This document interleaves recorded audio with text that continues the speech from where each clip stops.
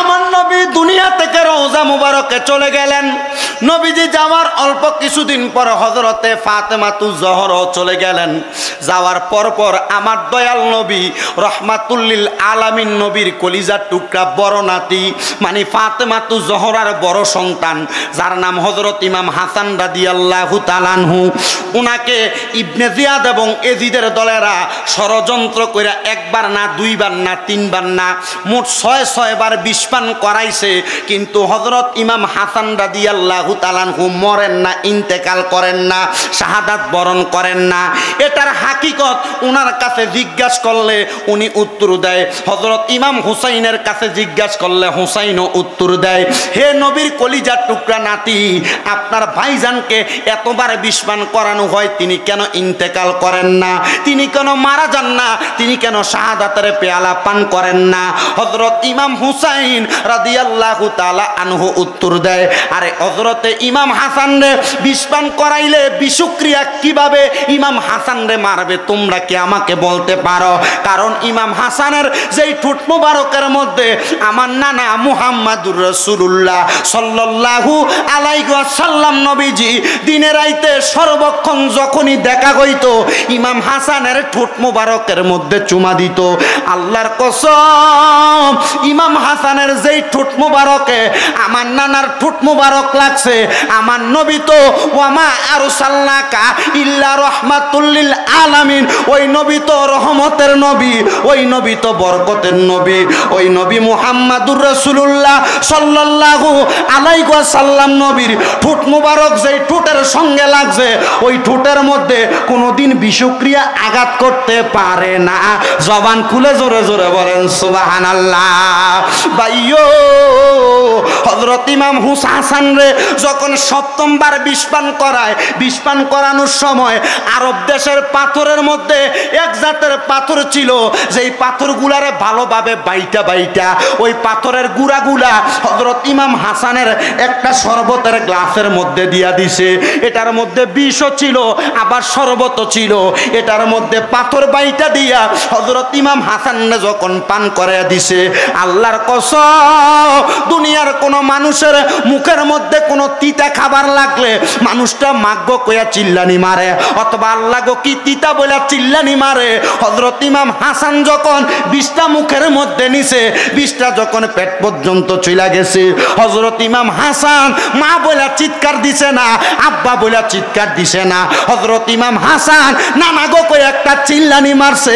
আল্লাহর কসম, হযরত ইমাম হাসান যেই জায়গায় চিল্লানি মারছে এখান থেকে অল্প কিছুক্ষণ দূরের একটা মাঠের মধ্যে হযরত ইমাম হুসাইন ওনার ঘোড়াটাকে পানি পান করাইতেছিলেন।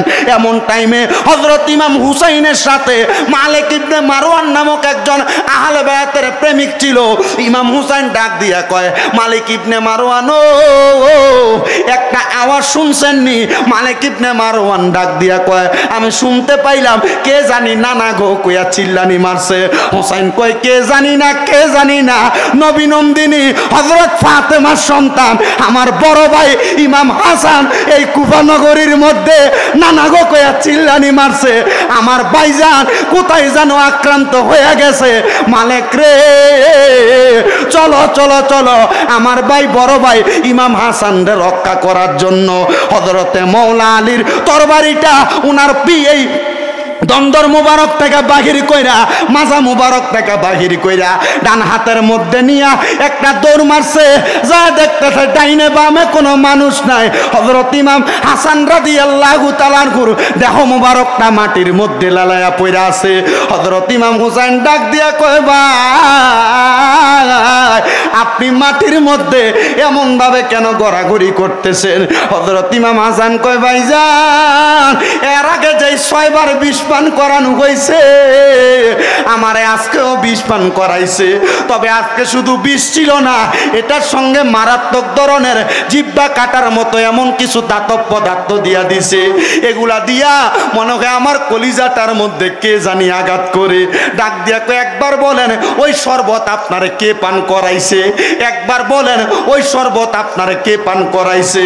হযরত ইমাম হাসান কয় ভাইজান ওনার নাম বললে আপনি ওনাকে আঘাত করবেন, আপনি ওনাকে মারবেন। ভাই ও ভাই মাইরেন না, ওনারে যদি আপনি এখন মাইরা ফেলেন আমার নানার উম্মতেরা কিয়ামতের আগ পর্যন্ত দুনিয়াতে থাকবে হুসাইনি কুন্ডা হাসাইনি কুন্ডা এটা চিনতে পারবে না। এটারে যদি মাইরা পালান এখন উম্মতেরা কষ্টি পাথর দিয়া হুসাইনি প্রেমিক যাচাই করতে পারবে না। মাইরেন না, আমার আল্লাহ না কোরআনে বলছে ইন্নাল্লাহা মাআস সাবিরিন, নিশ্চয় ধৈর্য ধারণকারীর সাথে আল্লাহ আছে। আমি ধৈর্য ধারণ করলাম, আমি আমার আব্বা জানের কাছে চলে যাই, আমার নানার কাছে চলে যায়, আমার মা ফাতেমার কাছে চলে যায়।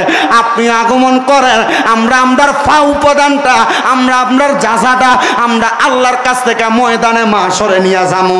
জবান খুলে জোরে জোরে বলেন সুবহানাল্লাহ। হযরত ইমাম হাসান রাদিয়াল্লাহু তাআলা আনহু একবার না 7 বার বিষ পান করাইছে। সপ্তমবার আরবের ধাতব এমন কিছু পাথর ছিল যেটার বাইটা ইমাম হাসানের শরবতের সাথে খাওয়াইয়া দিছে। হযরত ইমাম হাসান রে ইমাম হুসাইন জিজ্ঞাসা করে ভাই নামটা একবার বলেন, মাওলা আলীর তরবারিটা দিয়ে তার গর্দানটা আলাদা করে দেয়। হযরত ইমাম হাসান কয় ইন্নাল্লাহা মাআস সাবির, নিশ্চয় ধৈর্য ধারণকারীর সাথে আল্লাহ আছে। ইমাম হাসান রাদিয়াল্লাহু তাআলা এই ইঙ্গিত দিতে ইমাম হুসাইন রাদিয়াল্লাহু তাআলা বলছেন। লেখক কি লিখে জানেন? লেখক বলছেন যে এই ইমাম হাসান রাদিয়াল্লাহু তাআলা এটা দিয়ে প্রমাণ দিছে ইমাম হাসান দুনিয়াতে এটার প্রতিশোধ নিতে চায় না। কারণ দুনিয়াতে প্রতিশোধ নিলে প্রতিশোধ পাবে, খুনের বদলা খুন, মাইরের বদলা মাইর, মাপ চাওয়ার বদলা মাপ চাওয়া, জুতার বাড়ির বদলা জুতার বাড়ি। কিন্তু ইমাম হাসান যদি এটার প্রতিদান আল্লাহর কাছ থেকে নেয় যা চাইব তা পাইব। সরে বলেন না সুবহানাল্লাহ। ও ভাই আপনি আল্লাহর কাছ থেকে কেন প্রতিদান চান? হযরত ইমাম হুসাইন রাদিয়াল্লাহু তাআলা আনহুরে এই সময় ইমাম হাসান উত্তর দেয় কারণ আমার আল্লাহর কাছে আমরা একটা জিনিস চামু, ভাই আমার নানা আপনার নানা মা ফাতেমার আব্বা হযরত মাওলা আলীর শ্বশুর আবু বকর সিদ্দিকের জামাতা আমার নানা মুহাম্মদ মুস্তাফা সাল্লাল্লাহু আলাইহি সাল্লাম দুনিয়াতে টাকার পাগল ছিলেন না, সম্পদের পাগল ছিলেন না, দুনিয়ার কোনো কিছুর লোভ করেন নাই। ও ভাই আমার নানা কিসের লোভ করছে, কিসের পাগল ছিলেন? বলে উম্মতের পাগল। আমি আমার আল্লাহর কাছে বলবো আল্লাহ ওই ইয়াজিদের দলেরা আমার বিষ পান করাইছে, আল্লাহ আমি বিষক্রিয়ায় মারা গেছি, শাহাদাত বরণ করছি, শাহাদাতের বিনিময় আপনি কি বলেন ইয়াজিদ গোষ্ঠীর কাছ থেকে নিব না আপনার কাছ থেকে? তখন আল্লাহর রহিম নামের যে সূরাত প্রকাশ হয়ে যাবে, আল্লাহ বলবে হাসান এই বিষক্রিয়ায় ইন্তেকাল করার বিনিময় কি চাও? হযরত ইমাম হাসান কয় তখন আমি সামু আমার নানার উম্মতরে নাজাত দেন। হযরত ইমাম হাসান কয় তখন আমি কি বলবো? আমার নানার উম্মতরে নাজাত দেন। তো এই কথাটা একজন আশেক সুরে সুরে লেখে।